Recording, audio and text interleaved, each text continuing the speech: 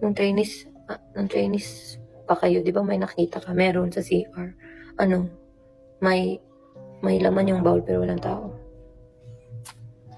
Sorry Lord, sorry po sa kumakain. Pasensya na. Wrong, bad joke.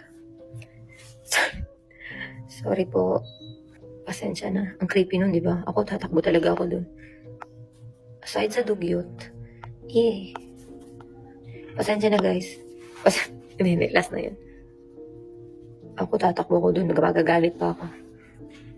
Tsaka meron pang nakakatakot sa CR din.